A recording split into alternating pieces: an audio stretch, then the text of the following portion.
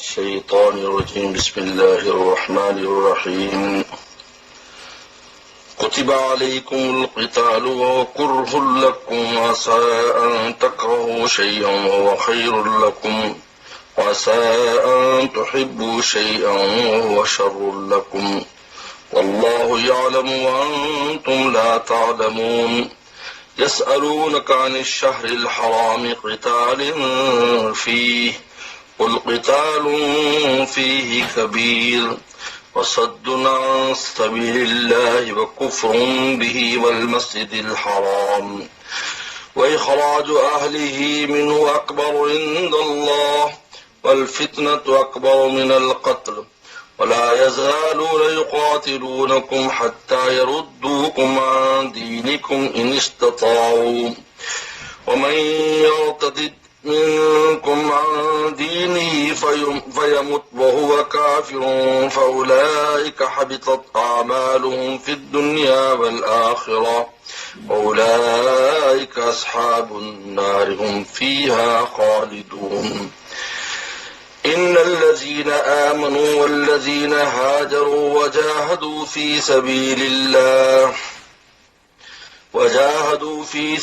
الله أولئك يرجون رحمة الله الله غفور رحيم.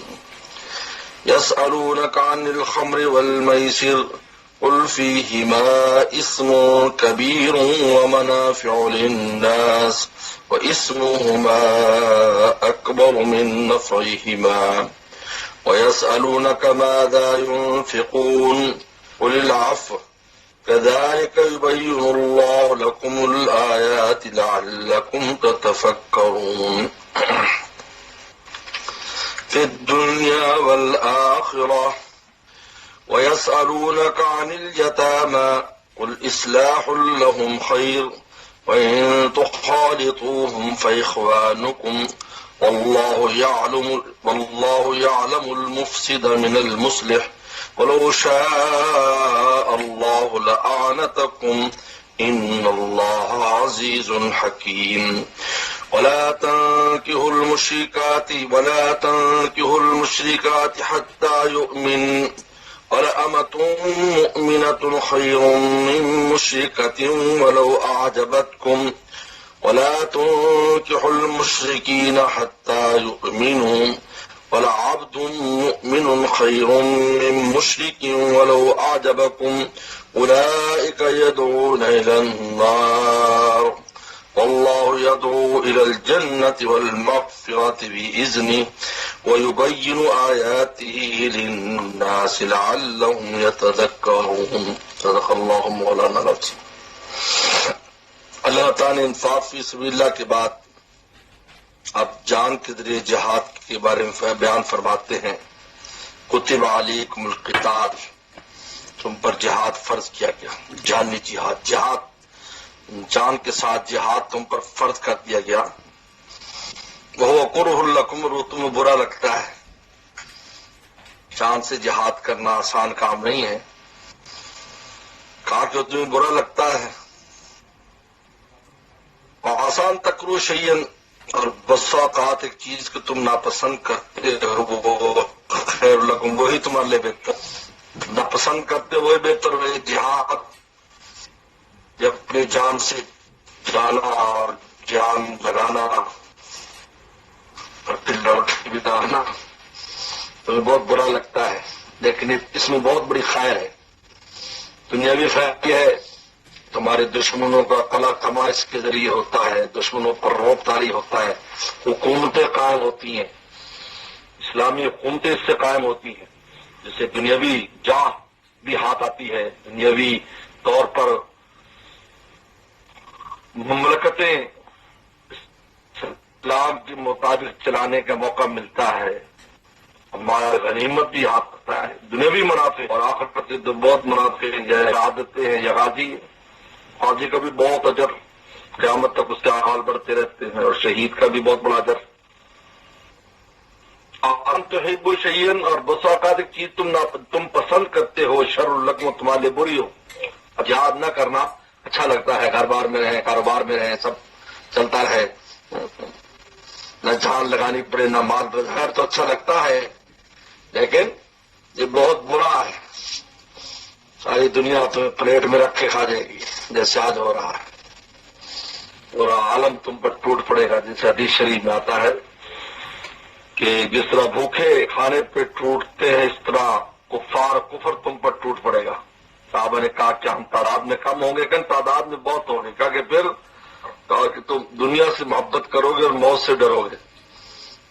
اس وجہ سے، اور وہ اسی وجہ سے ہوتا ہے انسان جہاد نہیں کرتا. یہ جہاد کرتا ہے تو پھر اللہ تعالیٰ دنیاوی منافع بھی عطا فرماتے ہیں. اب کتنے جو دنیوی منافع سے محروم ہیں. آج کوئی شان شوکت ہماری، اس لیے ضرورت الاسلام قرار دیا جہاد کو. اسلام کی کوہان ہے، یہ بلندی سے آتی.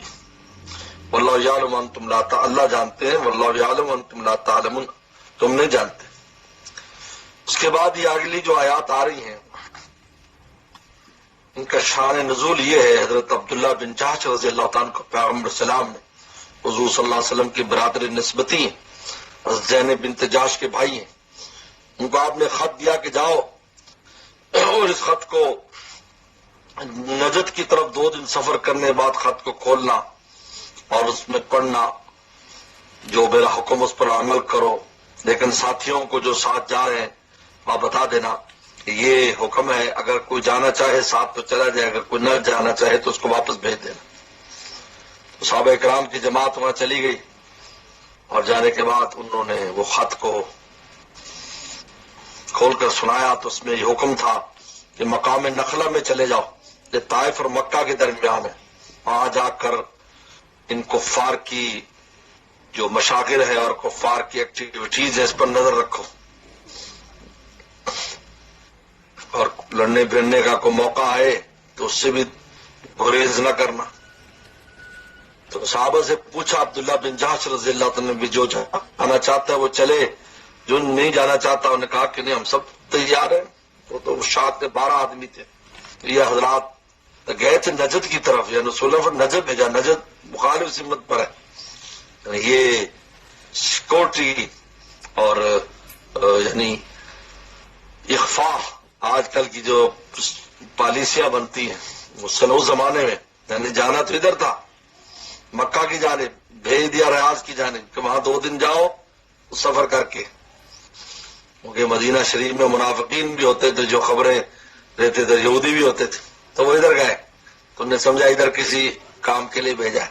پھر وہاں سے مکہ چلے گئے لوگ 2 دن کے سفر کے بعد، اور مقام نخلا جو طائف اس کے درمیان تھے وہاں. تو یہ چونکہ حرمت کے 4 مہینے ہیں، محرم، سفر اور جو ہے ذی-قعدہ، ذی الحج اور محرم، یہ حرمت کے 3 یہ مہینے اور رجب. یہ جمادی الاخری کی آخری تاریخیں چل رہی تھی جب صحابہ وہاں گئے، یعنی یہ رجب شروع نہیں ہوا تھا. تو اسی دوران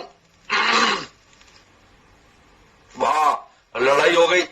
وہ قافلہ آ رہا تھا وہاں سے طائف سے اور مکہ جا رہا تھا، تو ان سے لڑائی ہوگی. صحابہ کرام نے اس قافلے کو روکا اور وہاں 1-2 قتل و غارت بھی ہوئی، اور اس قافلے کا اسباب و سامان، باقی لوگ بھاگ گئے، سامان اسباب لے کر مدینہ شریف بھاگ گئے. جب مدینہ شریف پہنچے تو یہ صحابہ کرام نے سمجھا کہ یہ جمادی الاخری کی 30 تاریخ ہے، اور وہ رجب شروع ہو چکا تھا، 1 رجب تھا جب یہ واقعہ پیش آیا. تو اس پر مکہ والے نے بہت شور شرابہ کیا. یہ لوگ جو ہے حرمت کے مہینوں میں لڑائی کرتے، جبکہ حرمت کے مہینوں میں ابراہیم السلام کے زمانے سے لڑائی نہیں ہوتی تھی، اور بہت کچھ کہا. اور پھر مدینہ شریف میں یہودی ہوتے تھے، ان کو خبریں پہنچی تو یہودی بھی بات اڑاتے تھے. اس پر یہ آیات نازل، صحابہ اکرام کے دل پر بوجھ ہو گیا کہ یہ ہم سے کیا ہوا، کیا ہم نے تحقیق نہیں کی اور وہ 30 تاریخ تھی ہم نے سمجھی اور وہ 1 رجب ہو چکا. اس پر یہ آیات نازل ہوئی، کہا کہ تم نے عمدن ایسا نہیں کیا ہے، اگرچہ یہ کرنا بہت بری بات ہے، رجب کے مہینوں میں لڑائی کرنا، رجب میں یا حرمت کے باقی مہینوں میں، لیکن یہ جو کام کر رہے ہیں کہ خانہ کعبہ میں بت رکھ کر ان کی پوجا کر رہے ہیں، لوگوں کو دین کی طرف نہیں آنے دیتے، مسجد حرام سے لوگوں کو روکتے ہیں، رسول اللہ سے روکتے ہیں، کتاب اللہ سے روکتے ہیں، ان کا یہ فعل تو اس لڑائی سے کہیں بدتر فعل ہے۔ اپنے فعل کو نہیں دیکھتے۔ اللہ نے حقیقت کو واضح کیا کہ بعض چیزیں دیکھنے میں نظر آتی ہیں کہ یہ بڑی سخت ہے اور غلط ہے، لیکن اس کے وقار پر جو دوسرا ارتکاب کر رہا ہوتا ہے اس پر انسان کی نظر نہیں ہوتی۔ اب یہ تو شور بچا دیا کہ یہ رجب کے مہینے میں قتل و غارت ہوئی ہے، حرمت کے مہینے میں، اور یہ نہیں دیکھتے کہ تم خود کیا کر رہے ہو، وہاں سے ایمان والوں کو وہاں سے نکالا۔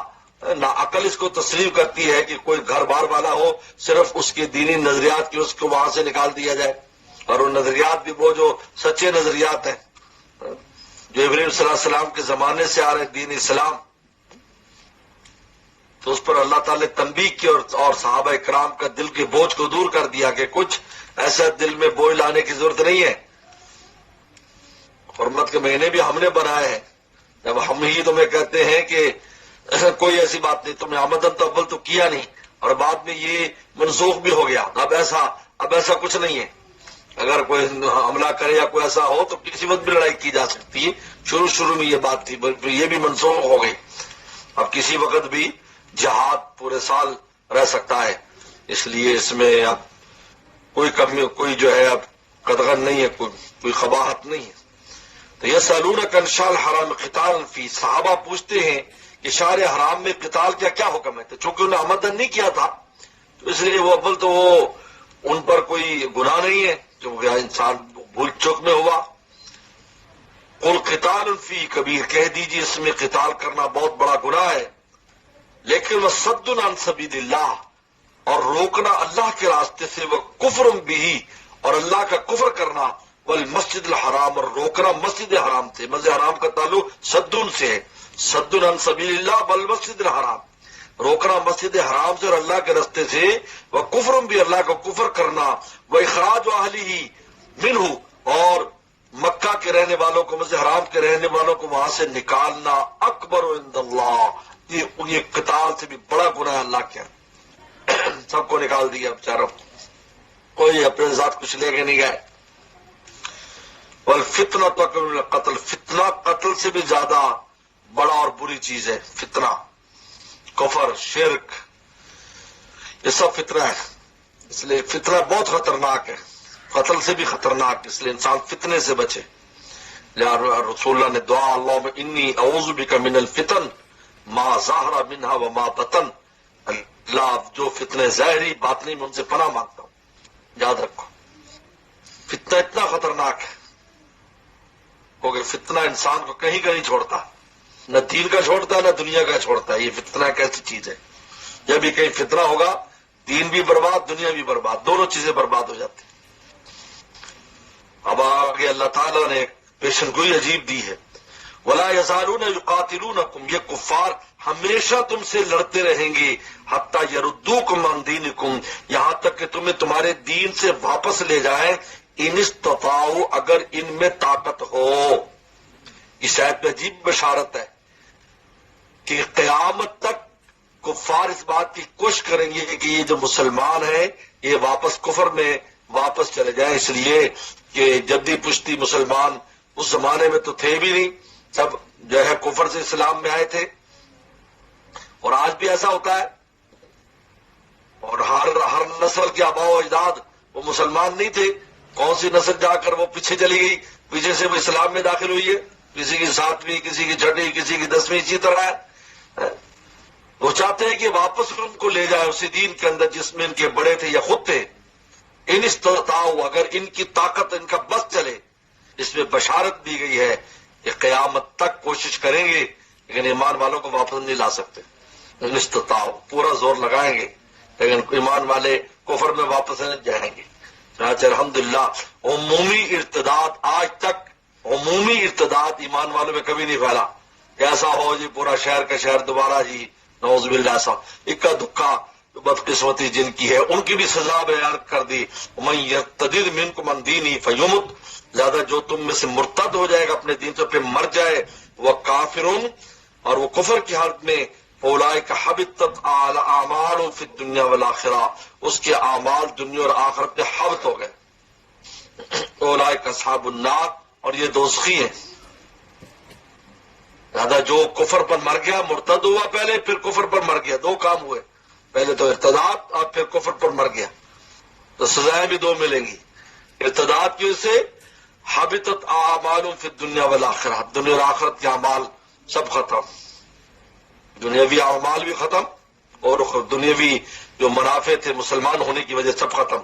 بیوی مسلمان بیوی سے عورت سے شادی کی تھی ختم وراثت کے مسائل ختم اب اس کا جان مال پہلے محفوظ تھی ختم اور آخرت جو نیکیاں کی تھی سب ختم.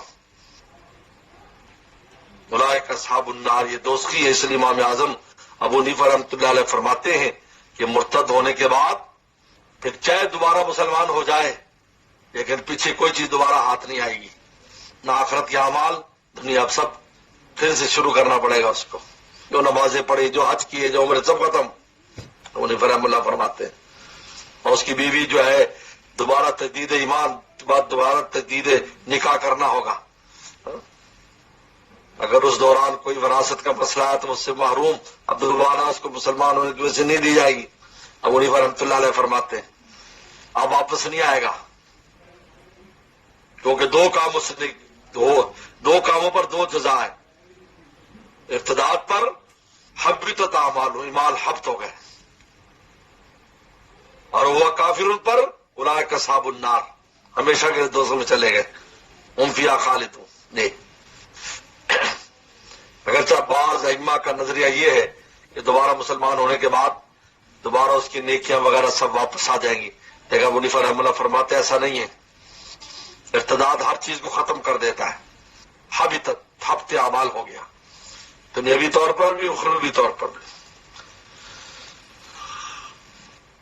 اور اب ان ایمان والوں کو ایک شاباش دی ان کے دل پر بوجھ تھا نا صحابہ کہ ہم سے کیا ہوگا فرمایا نہیں تم تو اللہ کے لڑے ہو تم پر تو اللہ کی بڑی رحمت تھے. ان الذین آمنوا جو ایمان لائے والذین جاہدوا ہاجر اور پھر ہجرتیں کی وہ سب مہاجر تھے جو گئے تھے کیونکہ مہاجر ان جگہوں کو جانتے تھے اللہ آپ نے ان کی تشکیل کی تھی کیونکہ جنگ ایسے حالت میں تو کبھی تتر بتر بھی ہونا پڑتا ہے تو ایسا بندہ جو رستہ ہی نہ پتا ہو تو خود گم ہو جائے اللہ مہاجرین کو بھیجا وہ سب علاقوں کو جانتے تھے ان کو بھیجا. وجاہدوا فی سبیل اللہ اللہ کے راستے میں انہوں نے جہاد کیا. اولئک یرجون رحمت اللہ یہی لوگ ہیں جو اللہ کی رحمت کے امیدوار ہیں اللہ کی رحمت ان پر ہے. اللہ غفور رحیم اللہ تعالیٰ مغفرت کرنے والے رحم والے. تو یہ اللہ تعالیٰ نے حکم بیان کر دیا شہر حرام میں قتال کا. عمدن جو ہے وہ بہت ممنوع ہے لیکن ضرورتاً اس کی بھی اجازت ہے لیکن ان صحابہ کرام کا تو قصور ہی نہیں ہے ان کو تو خبر نہیں ہے اس وجہ سے ان پر بات کرنا ہی درست نہیں ہے. اور پھر میں نے بتایا کہ بھی منسوخ ہو گیا. اس کے بعد اب اگلا حکم لاتے ہیں یسألونک الخمر والمیسر صحابہ پوچھتے ہیں شراب اور جوئے کے بارے میں. شراب اور جوئے کے بارے میں پوچھتے ہیں کہ اس کا کیا حکم ہے کیا کیا جائے شراب اور جوئے کے بارے میں. ٹھیک ہے کو شراب کے بارے میں تقریباً 4 آیات نازل ہوئی ہیں. پہلے آیات اللہ تعالی نے کہا کہ تتخذون من سکرم ورزقا حسنا کہ ہم نے یہ کھجوریں اور انگور پیدا کیے تمہارے لیے جن سے تم شراب بناتے ہو نشے کی چیزیں بناتے ہو وہ رزق حسنا اور رزق حسنا بھی حاصل کرتے ہو. رزق حسنا سے مراد ہے کہ کشمش بناتے ہو انگور ویسے استعمال کرتے ہو سرکہ بناتے ہو کھجور سے دوسری چیزیں بے شمار کھجور ویسے استعمال کرتے ہو کھجور سے سرکہ بنتا ہے کھجور سے بہت سی چیزیں بنتی ہے. کھجور کی تو پروڈکٹس ہے آپ جاؤ تو پتہ نہیں کیسی کیسی چیزیں آج بنائی جاتی اسی کھجور سے. تو سب سے پہلے یہ آیت نازل ہوئی اس وقت جو سمجھدار لوگ تھے انہوں نے کہا کہ بھائی یہ اس میں جو نا سکرن و رزقن حسنا یہ مقابلے پر نہ ہے. رزق حسنا الگ ہے اور نشے والی چیز الگ ہے. بہت سارے چھوڑ دی اسی وقت کہا کہ یہ رزق حسنا لو بھائی یہ ضرورت نہیں.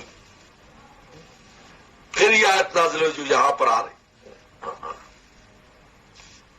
حضرت عمر رضی اللہ عنہ نے پوچھا کہ شراب اور جوئے کے بارے میں قرآن نے کہا قل فیہما اسم کبیر، کہا اس میں گناہ بہت بڑا ہے، اس میں یہ بہت بڑے گناہ کے کام ہے دونوں، لیکن منافع للناس، تھوڑا بہت لوگوں کا نفع بھی ہوتا ہے، تھوڑا نفع بھی ہوتا ہے دنیاوی طور پر شراب اور اس سے، لیکن گناہ بہت بڑا ہے، بہت سے صحابہ نے اسی پر ہی چھوڑ دیا، یہ تو اسم کبیر ہے، بہت سارے چھوڑ دیا۔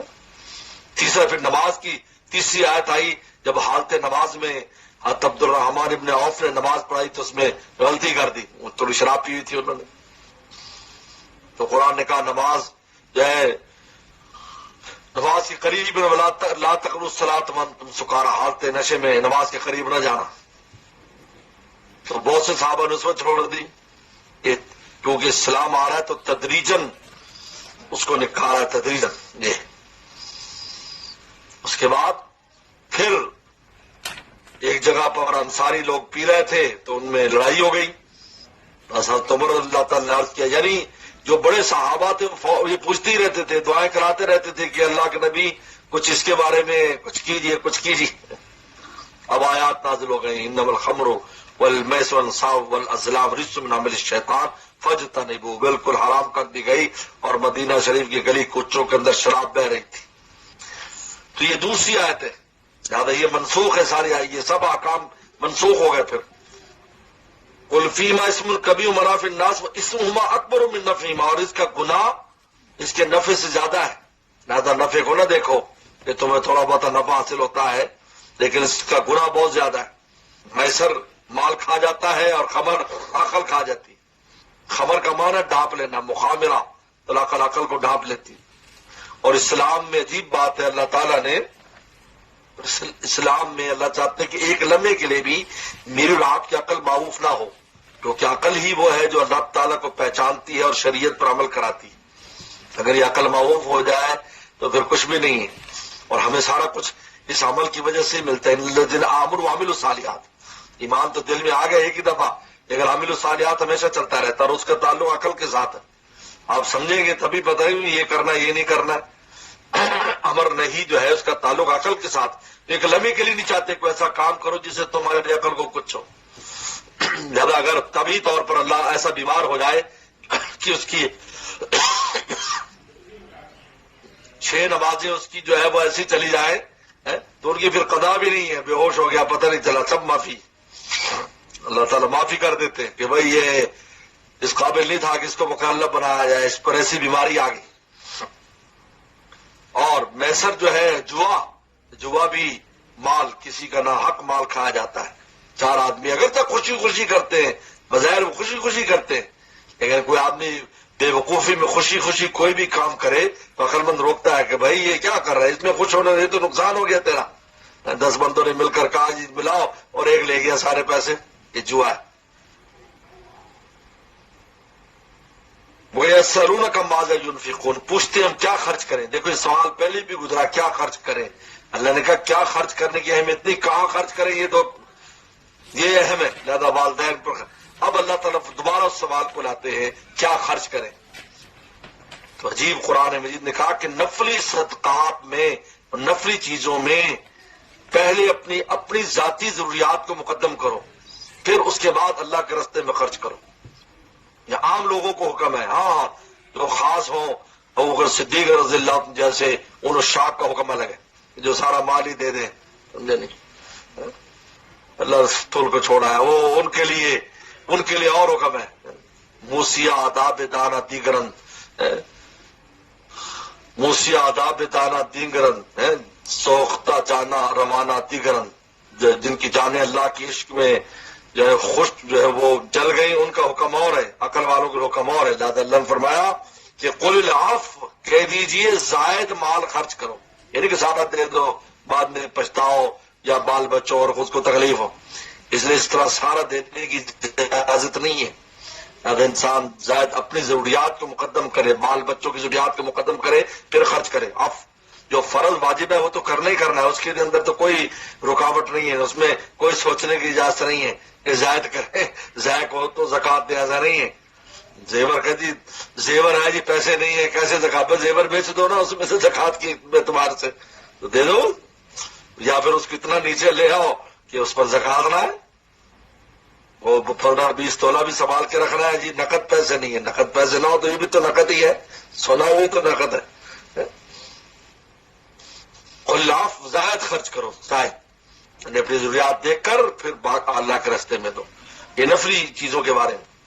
کذالک یبین اللہ لکم الآیات، اس طرح اللہ تمہارے لیے اپنی آیات کو واضح کرتا ہے، لعلکم تتفکرون، تاکہ تم غور و فکر کرو، فی الدنیا والآخرہ، دنیا اور آخرت میں۔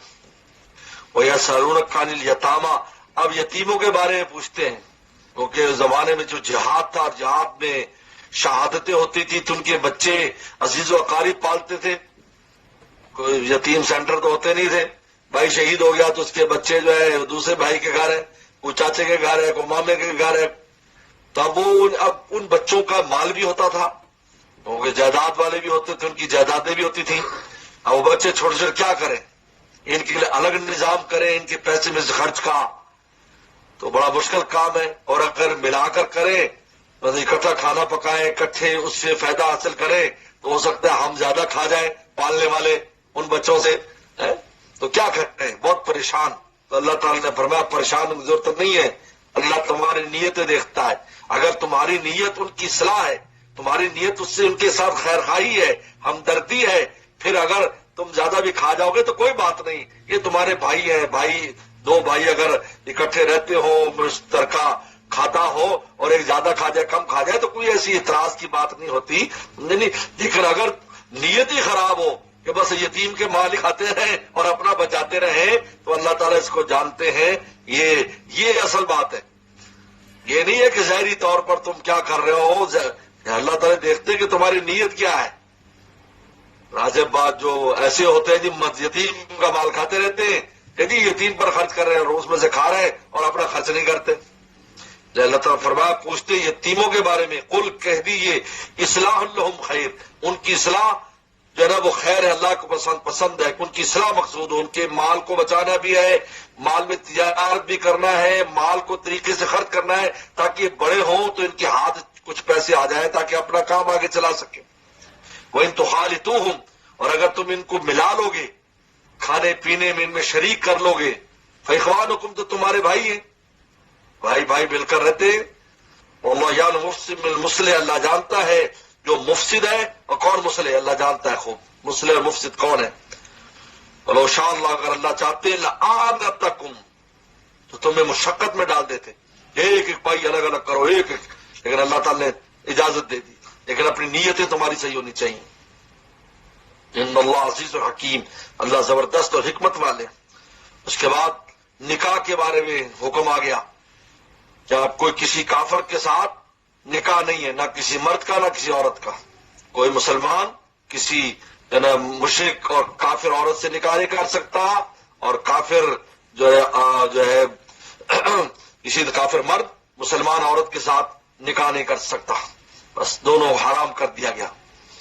باقی رہا اہل کتاب کا معاملہ، وہ آگے اس کی تفصیلات آ رہی ہیں، لیکن جو مشرک ہیں کافر ہیں اب نکاح بالکل حرام ہے، نہ وہ کر سکتا ہے، نہ آج یہ ہندوستان میں ایک فساد مچا ہوا ہے، ہندوستان میں تکلف کی کچھ پرواہ نہیں ہے، یہ قرآن کا صاحب حکم ڈالے گا، مشرکین ہے سارے نکاح کر رہے ہیں، خصوصاً جو فلم انڈسٹری سے تعلق رکھتے ہیں، مسلمان کراتے ہیں اور اپنی بیٹیاں جو ہے نا وہ ہندوؤں کو دے رہے ہیں، اپنے گھروں کے اندر ہندو عورتیں لا رہے ہیں، یہ کیا ہے، کیا اسلام، کیا قرآن صاف کہہ رہا ہے، وَلَا تَنْكِحُوا الْمُشْرِكَاتِ، ایمان والو مشرکات سے نکاح نہ کرو حتیٰ یؤمن، جب تک ایمان نہ لائیں، وَلَأَمَةٌ مُؤْمِنَةٌ خَيْرٌ مِنْ مُشْرِكَةٍ، کہا کہ ایک لونڈی جو ایمان والی لونڈی یہ تمہارے لیے بہتر ہے اس مشرکہ سے جو آزاد ہے، مالدار ہے، حسین و جمیل ہے، وَلَوْ أَعْجَبَتْكُمْ، اگرچہ تمہیں وہ اچھی لگتی ہو، وہ مشرکہ مالدار ہے، نام و نسب والی سب کچھ ہے، لیکن اس سے بہتر وہ لونڈی ہے، چاہے اس کا پتہ نہ ہو کون ہے کون نہیں، کہاں سے آئی، لیکن مسلمان ہے، یہ اس سے بدرجہ بہتر ہے، اس سے نکاح کر لو۔ تم نے ظاہری قیمتیں مت لگاؤ، اصل تو باطن، کیونکہ یہ جو آ رہی ہے کافرہ تمہارا ایمان بھی چرائے گی، مال بھی چرائے گی، سارا کچھ چرائے گی۔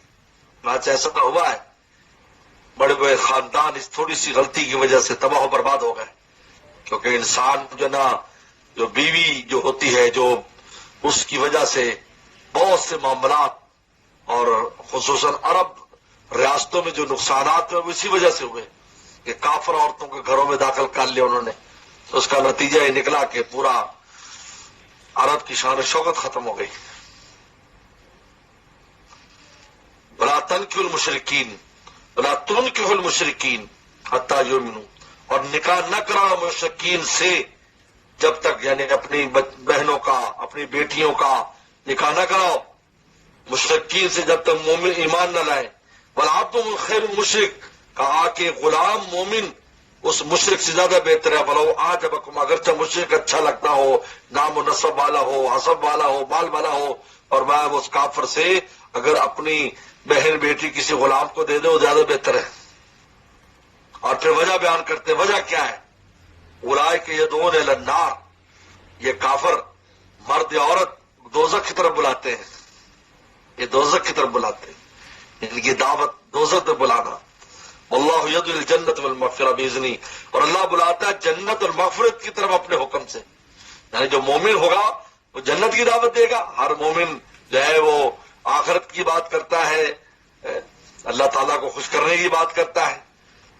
تو اللہ تعالیٰ دعوت دیتے ہیں، اللہ تعالیٰ دعوت دیتے ہیں، یعنی ایمان والے جو ہے وہ اللہ کے حکم سے جنت کی دعوت دیتے ہیں، اللہ کی مغفرت کی دعوت دیتے ہیں. اور یہ کافر دوزخ کی دعوت دیتے ہیں. تو تم ایمان والے ہو کر ان کے ساتھ ان کو اپنے گھروں میں کیوں لاتے ہو جو تمہیں دوزخ لے جائے؟